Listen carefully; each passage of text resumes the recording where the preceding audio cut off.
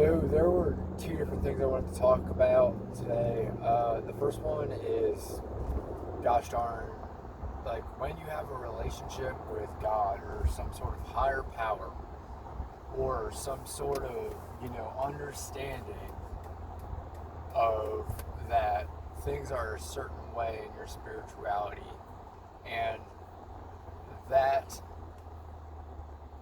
you learned you learn from other humans how to have a connection with the divine, with God, with whatever else you want to call it. But you never learn how to check in with yourself to see what was actually good for you. Uh, so when I was growing up, uh, very very quickly, um, and through some pretty strenuous events, emotionally draining for sure, I learned that things were a certain way.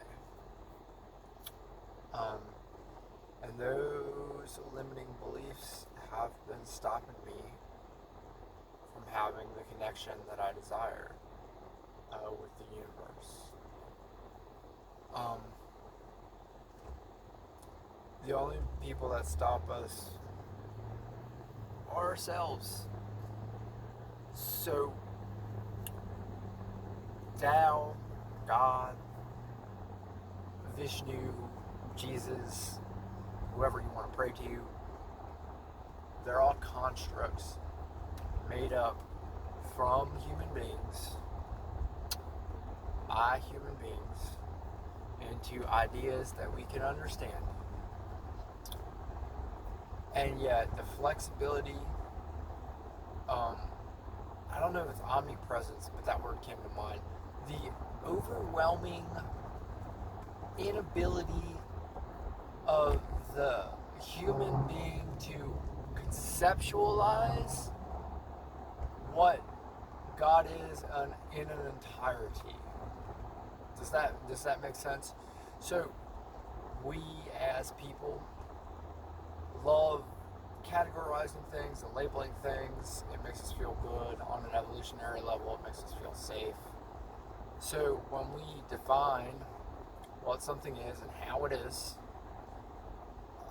those rules can be imprinted from a very young age, and it also brings comfort. But when you are living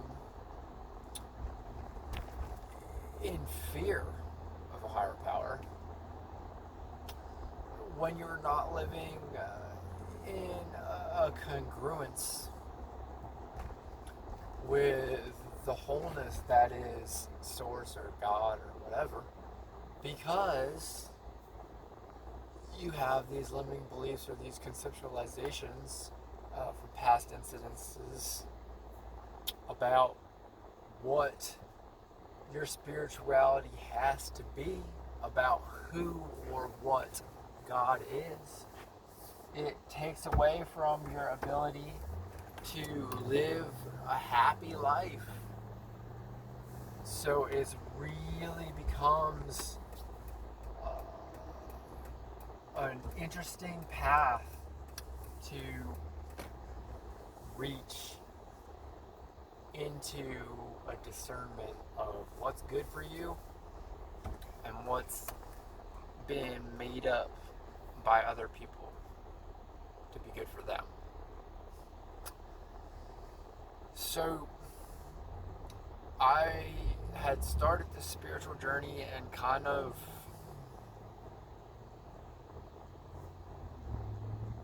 I didn't know how to do what was good for me at that time. And I really was in this mode of wanting to please, wanting to please God or Tao or whatever. At that time, I didn't know about Taoism.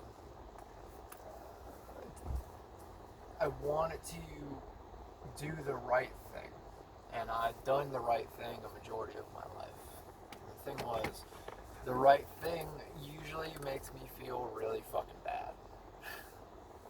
Pardon the language there. it's to say things in a more simplistic way. Other people's versions of the right thing had made me step away from myself, from what my heart needed at the time. Made me learn to consistently break the boundaries that I needed to be able to put up and communicate in relationships and connections and with myself. Made me disapprove of and reject a lot of the feelings that were there for my own benefit. And when I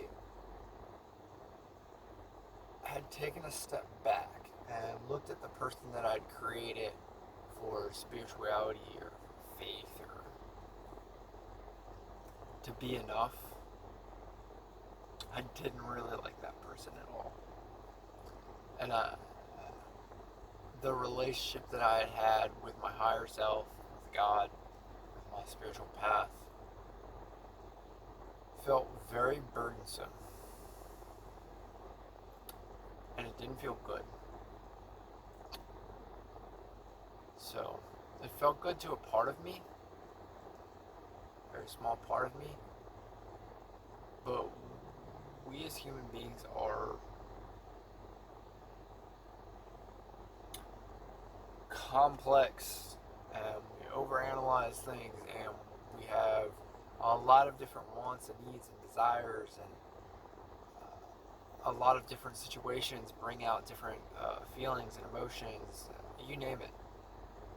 So to cut off all of those parts of myself and disregard them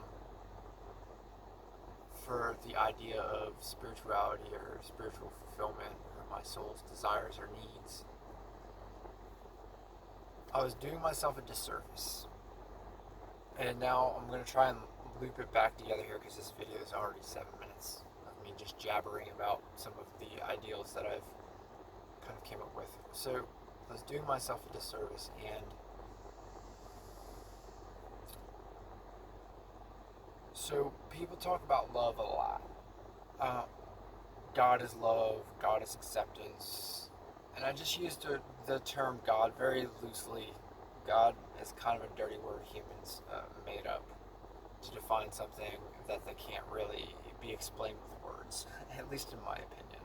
It's way more than you could ever put into a sentence or a book or whatever. Many people have tried. So, to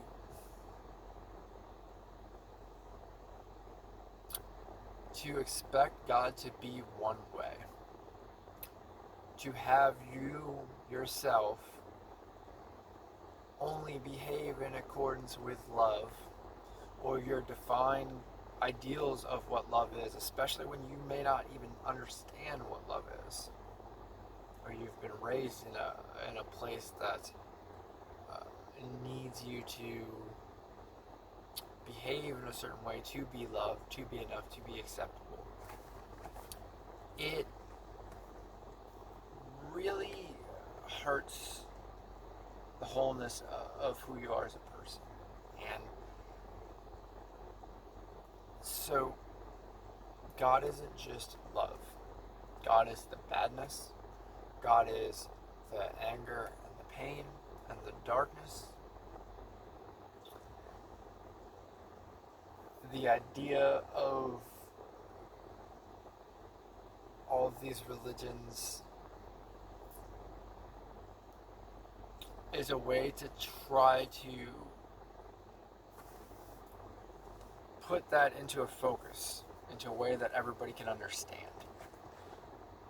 Yet, when we take time to step back and try to understand ourselves, do the work and the introspection and the learning and grow the patience and the kindness and the voracious desire to be whole and in complete acceptance and complete awe of ourselves. So the universe is in awe of us. They are stunned at the beautiful people that you are. whether you see it or not, or know it or not.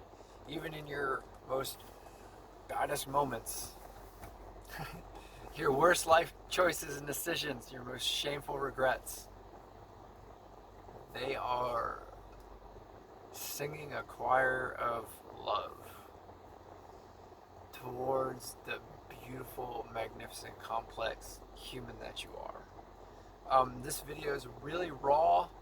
I don't think I'm going to edit it at all.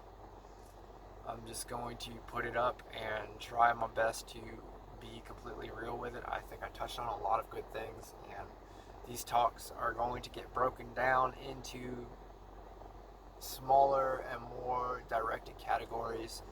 The secondary subject that I wanted to touch on, I'll have to come back to that later. This first one just kind of came from the heart and came from the mouth pretty easily. So, thanks for listening. Also, if you did notice, I filmed this from my truck. So thanks for cocking your head to the side while you watch this video. Take care. Be gentle, be kind, love yourself.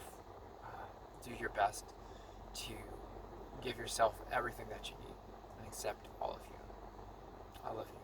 Take care.